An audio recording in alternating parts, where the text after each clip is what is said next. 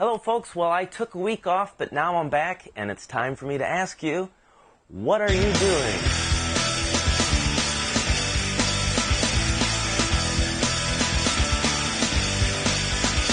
I'm your host Chad Stanton, and this is the show that's not about me, but it's about what you're making in your shop, and it's a place for me to comment, encourage, and hopefully inspire others to get into this wonderful craft of woodworking. So, without further ado, let's get right into it and see what you guys are up to. So, Frank Howard, he's making this humidor box for his father-in-law, and Frank said that he's been kind of slow at working on it because he wants it to be perfect. And you know, I would say that smaller projects are typically harder than larger ones, and because they're small, people are going to pick it up and turn around and look at it. They're going to probably notice your imperfections, but that's okay. Having a few mistakes on your project, it's nothing to get worked up about. So don't try to strive for perfection on every project. Just strive to do your best. If you're trying to make it perfect, you're going to get frustrated, you're going to get disappointed with yourself because, hey, let's face it, none of us are perfect, and I am the perfect example of that. So at any rate, Frank, don't be too hard on yourself, don't be critical, and keep moving forward. Another Frank, Frank Porter. So Frank is making these little boxes, and he did dovetails on them. And Frank said that the video series that I did on dovetails really helped him not only make dovetails, but helped him work through some of the common problems and mistakes that he makes. And, you know, Frank said in this that he likes doing the smaller projects because he believes it makes him a better woodworker. And I would totally agree with you, Frank. I remember early on, I thought if I made really big projects, that somehow, you know, qualified me as a really good woodworker. But it's the small ones that are actually tougher to do because you really have to pay attention to that detail because, like I said, people are going to pick them up and look at them very closely. So, yes, small projects, big or small, everything makes you a better woodworker, but I think small ones in particular do. So thank you, Frank, for that. Brian Mercer. Brian is making a hope chest, and it has raised panels on it. And he said he did the raised panels on his table saw. And I think I did a video a while ago that shows that, in case anyone is not familiar with doing it. I personally, for small projects, I like to do a raised panel just with hand planes. But nonetheless, it's looking really good, and I love the curved top to it. There's something about curves that soften the look of it versus something square and rectangle and everything. So I thought it looked really nice. And normally I just like to spotlight one project from each of you viewers out there. But I had to put this up there. It was pretty cool. It's a kid's height chart, and it looks like a giant ruler. And I just thought that was pretty cool. Even you know, I don't have kids, but even if you like had a giant ruler with the name of your shop or something on it, I thought that was pretty cool. So I liked that a lot. So thank you, Brian, for sending that in to us.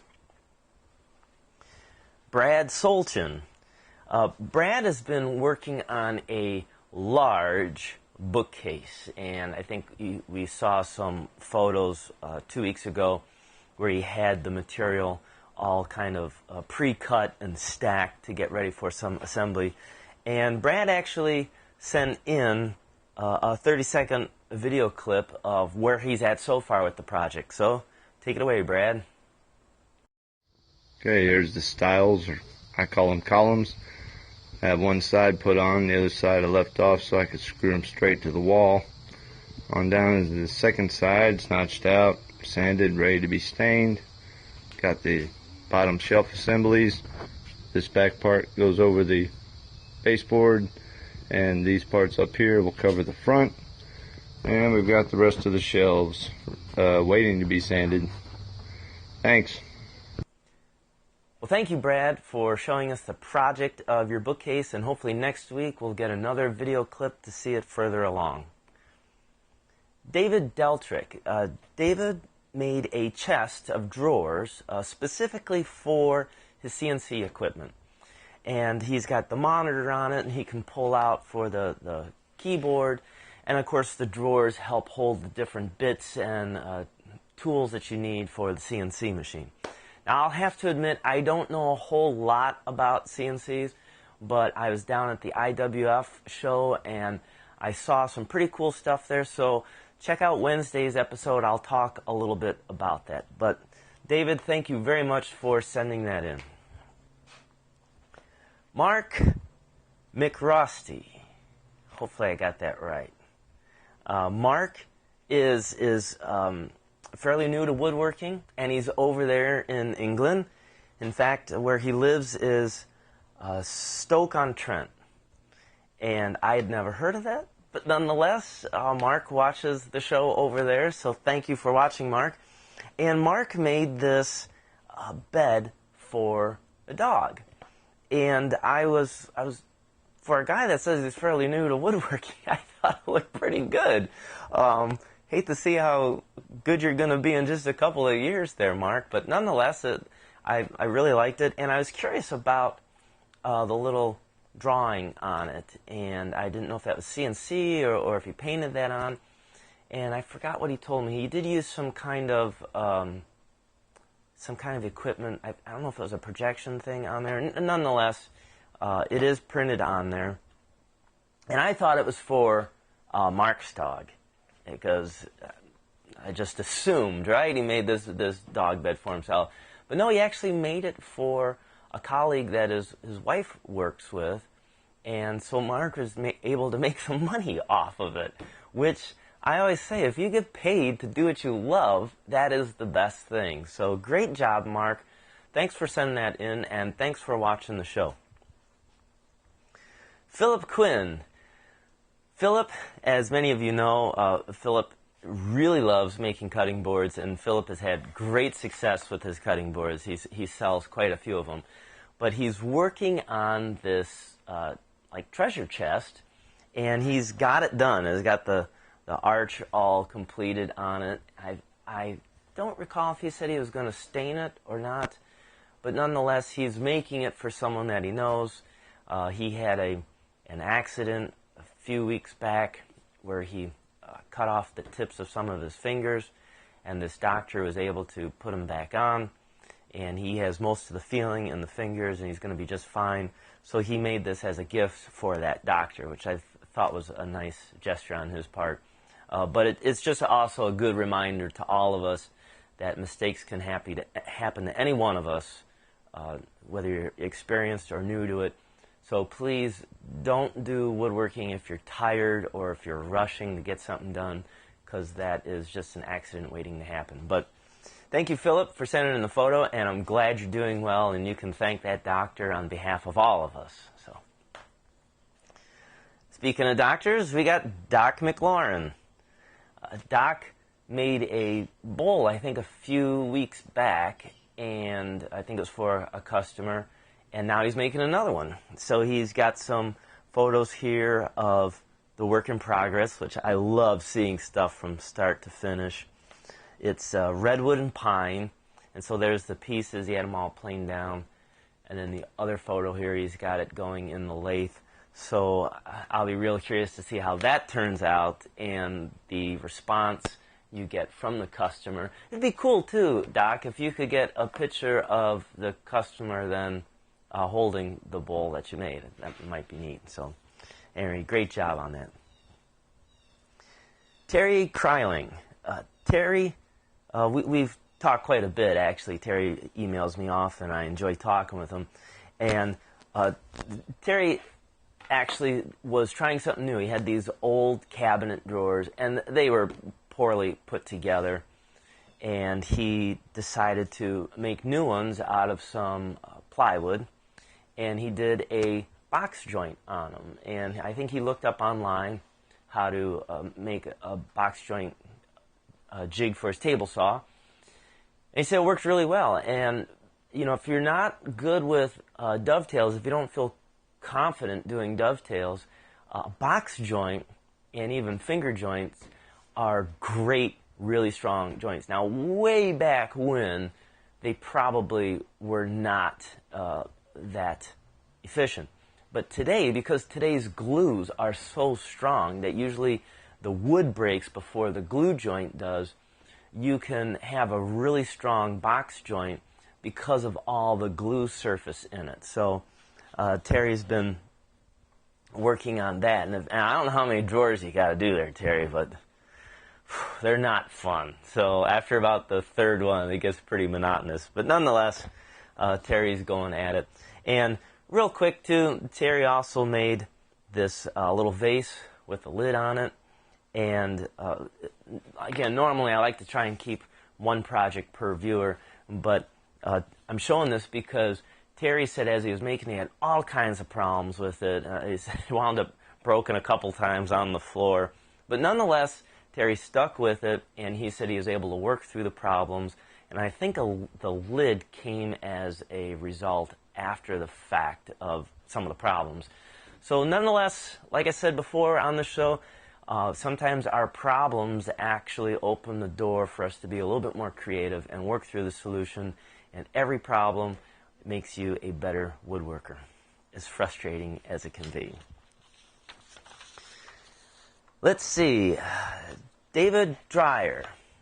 David made this little wagon, and this wagon was one that I did on the other show for Popular Woodworking a couple years ago. And he said that as he was doing it, he made a lot of mistakes in it. And one of the things that he said that makes him a better woodworker is learning to hide those mistakes. And Frank Klaus told me years ago, he said the difference between an amateur woodworker and a professional is a professional knows how to fix and hide his mistakes. So there you go. David is on his way to becoming a professional woodworker by hiding the mistakes. And I just got to say, so I made that little wagon for the show, basically be used in the yard for sticks and leaves and whatnot. But it comes in really handy. I mean, this photo here, if you guys follow me on Instagram, this photo here shows you moving some big wooden shelving that's actually coming out of my shop. And I used that little wagon for it, and it worked just fine. So, see, David, there's all kinds of uses for it. Tayler Whitehead. Tayler has been working on his house, this one room in particular, for 15 years. So you can see all the paneling and all the wood trim that's in there. And he said when he got the house, it was just all painted. And he has gone through the painstaking challenge of stripping off that paint, sanding it down, restaining it, and finishing it. And yeah, so I can understand why it would take 15 years. That is a lot of motivation you have to build up to get a project like that done. So, you know, hats off to you, Tayler, for completing it. And the room looks way better now with the wood grain showing. Jeff Burton. Jeff is another fellow that I talk quite a bit with through email. And Jeff made his first bandsaw box. And what he said was that as small as it is, it turned out to be kind of a difficult challenge for him, because he said the walls were so thin that he had a lot of trouble with it, had to repair it twice. And again, it was a new experience, a learning curve for him. And I think he said he was making it for a friend, and he likes it so much he's going to keep it for himself.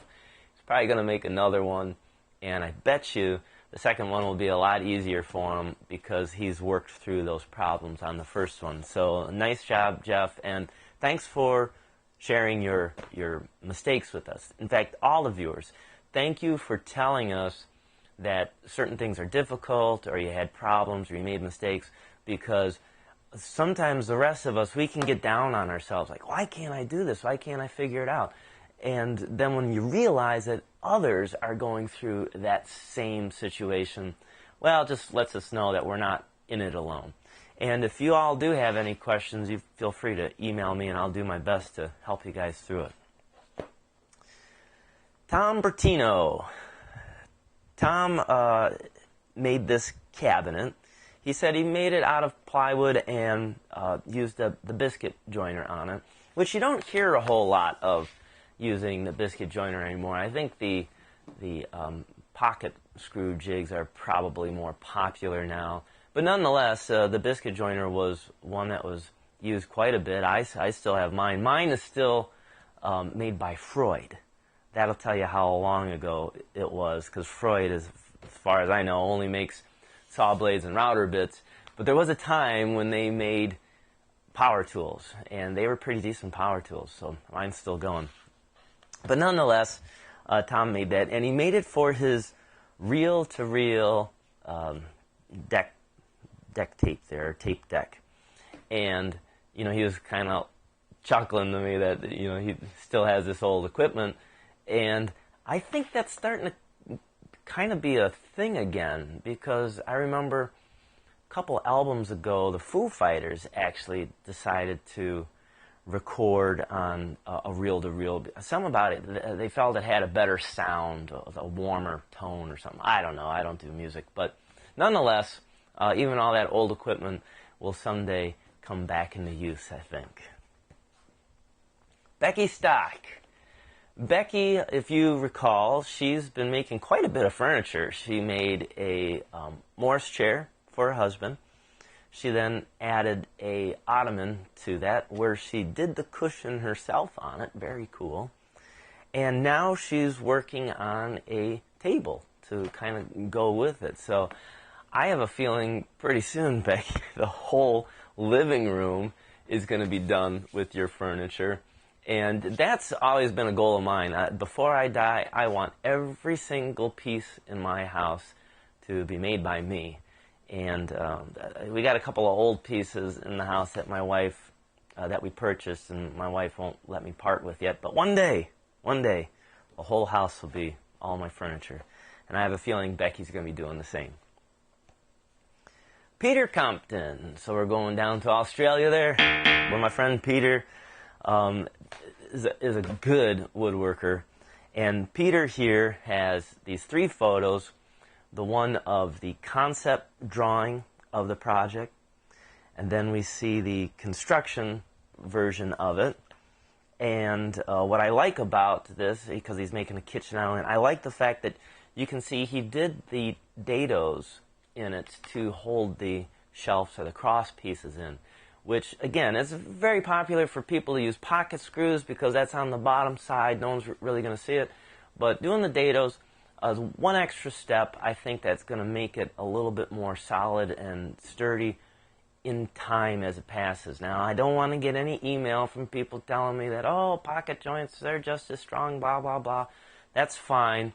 But screws, you have 2 different materials there. The screw is metal and the material is wood. And in time, that screw can work itself loose. But with the dados, I think you did a great job with it.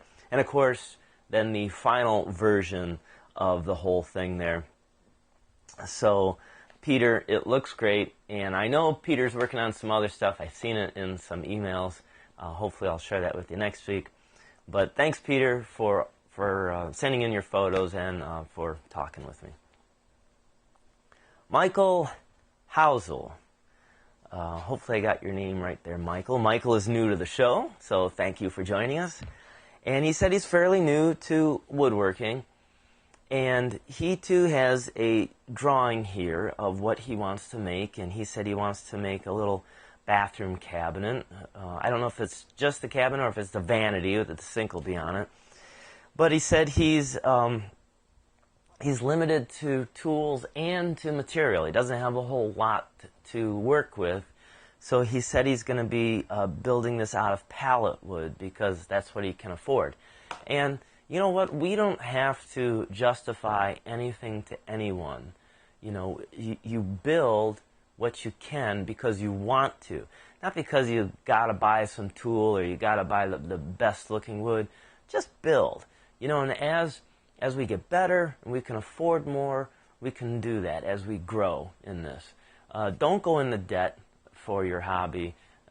Don't buy wood that's too expensive for you if you're fairly new, because if you make a wrong cut and waste that wood, it's really going to get you angry and frustrated. So, again, no judging here, but Michael, I'm anxious to see how your project turns out, because working with pallet wood, I think, can be rather difficult because it's not the best grade wood.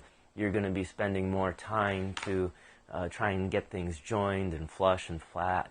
So it's probably going to make you a better woodworker out of it. So keep us informed, Michael. Gary Elfstrand. Gary made these picture frames, and he said that he did some that were mitered and some that were doweled because he wasn't sure which would be a stronger joint. I think by doing that, it gave him practice for both methods, and I'm wondering if you lean towards one over the other now on that, Gary. But he also used a French cleat system, which, if you're not familiar with a French cleat, it's basically one piece of wood gets mounted to the wall, and then the other piece comes up and locks behind it. And it's an incredibly strong joint, and it makes for, you know, removal and setting things on it very easy and fast. So nice job on that, Gary. Let's see, that's page one. That's done. Charlie Hinton. Charlie has been making 20 iPad stands. Now, I think he saw the design from one that was commercially made. They discontinued it, and I believe he took from that original concept and tweaked it and is making them out of wood, because I think the original one was either out of plastic or aluminum or something. Nonetheless, he's making 20 of them, and Charlie is getting sick and tired of making them. I can imagine after 20. I think after number 2 I'd be sick of them, but after 20. But he's almost there. He's in the home stretch. So pretty soon we'll probably see them all lined up in a final shot of all of them. John McGrath. John, I've had the pleasure of meeting John, and he is a fantastic woodworker. And he did this kitchen here. He made all the cabinets, the carcass, the doors, the drawers. He made the whole thing. And not only does it look great, but John has, I think, a lot of patience too, because first of all, you got to have a lot of room to build cabinets. My old shop here wouldn't be able to handle doing a whole kitchen. The new shop probably, but you have to be very organized when you build kitchen cabinets too.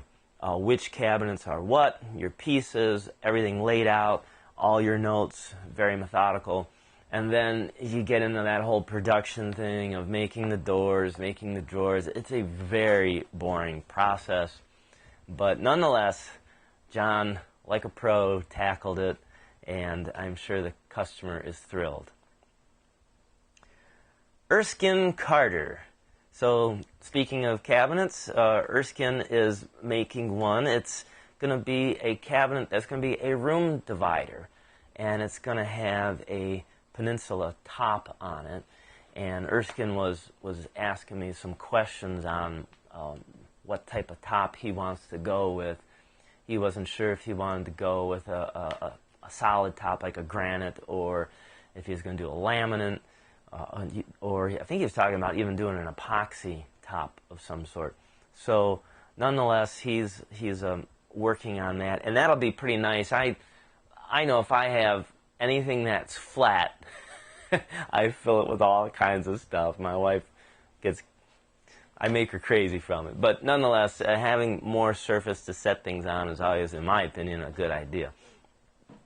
So, Erskine, we will stay tuned to see what the final product looks like and what you used for a top on it. And you know what? I think a couple weeks ago, Jeff Burton did a really cool like marble paint on one of his tabletops. So that might be an option for you too. Saul Penilla.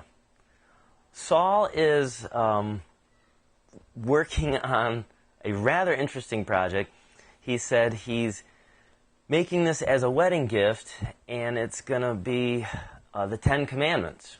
And so he got his first hand plane, and he's joined the boards, and we see it here glued up. So again, we're seeing his very beginning steps to his project, and I was curious with Saul how he was going to carve those 10 Commandments in there.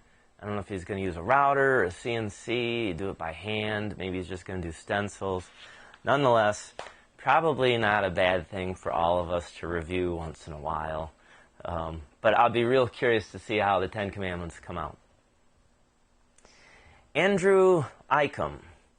Andrew has been making a TV console. He designed it, and we've all been watching him go through the build, and he's doing the whole thing with hand tools, everything.